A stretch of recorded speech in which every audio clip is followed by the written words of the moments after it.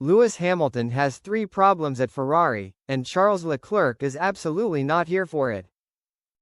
Ah, Ferrari. Where dreams go to overheat, understeer, and sometimes, if you're really unlucky, self-destruct before the race even begins. Welcome to Miami, where the palm trees are tall, the cars are fast, and apparently, the red ones are still figuring out how to get past Q2. Let's talk Lewis Hamilton first. Yes, the 7-time world champion. The GOAT. The man who made Mercedes a perpetual podium party for a decade. Now? He's at Ferrari, and let's just say the honeymoon phase ended somewhere between turn 4 and his brake pedal going on strike. Despite all odds, and by that, I mean starting P8 in the sprint, Lewis somehow hustled that wobbly red rocket to P3. A miracle? More like sheer wizardry and an unrelenting refusal to accept mediocrity. But even magic has its limits, and Saturday's qualifying session brought us all crashing back to Maranello reality. Hamilton didn't make it to Q3. Not because he took a nap. Not because he got distracted by flamingos or Cuban sandwiches. But because the car just wouldn't go fast enough. He ended up in P12, and no, that is not a typo. It's just Ferrari being Ferrari. I mean, we've got problems with the brakes, Lewis said with the kind of tone you use when you're trying not to shout in public. And we've got problems with instability. Ah yes, instability, the word no one wants to hear in Formula 1 or in relationships. And we're just generally not quick enough. Translation: this car couldn't chase down a golf cart with a head start. But wait, there's more. Lewis added that just getting into Q3 is now a Herculean task. Imagine that. Lewis Hamilton. Fighting tooth and nail just to scrape into the top 10. It's like Picasso struggling to find a crayon. Unthinkable. To get into Q3 is tough for us at the moment, he said, possibly resisting the urge to laugh or cry or both. And once you're on that back foot, it's hard to pick up those points. You don't say. Especially when your car seems to handle like a shopping trolley on roller skates. I'm just hoping that we can turn the situation around as soon as possible, he continued, like a man clinging to the last thread of optimism. But at the moment, that's the situation we are in. And then, with the grace of a man accepting his fate, there's not much I can do.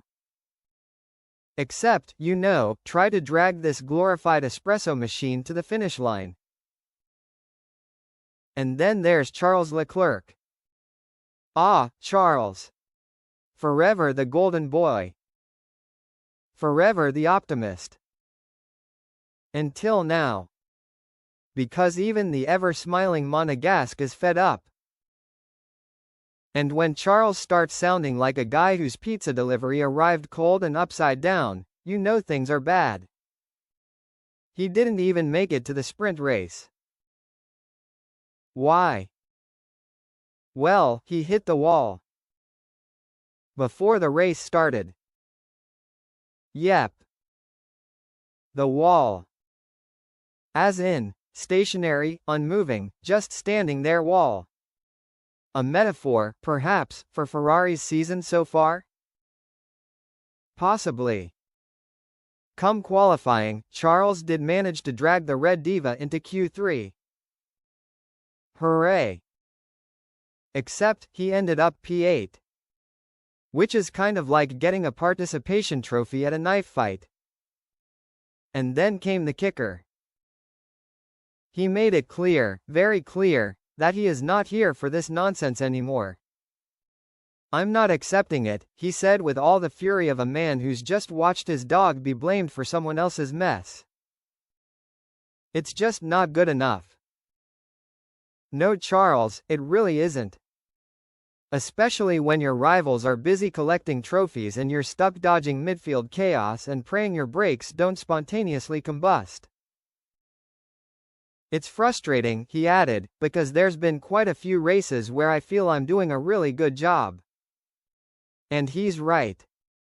He is doing a good job. But when you finish P4, P5, P6, P7, P8, well, it starts feeling like you're in a very expensive go-kart league. One where everyone else has nitro boosters and you're stuck in eco mode. It's just a shame, he said. No arguments here. It is a shame. Because this is Ferrari. This is supposed to be the big leagues. Not a red-themed reenactment of Groundhog Day. As it stands, Charles is clinging on to fifth in the drivers' standings with 47 points.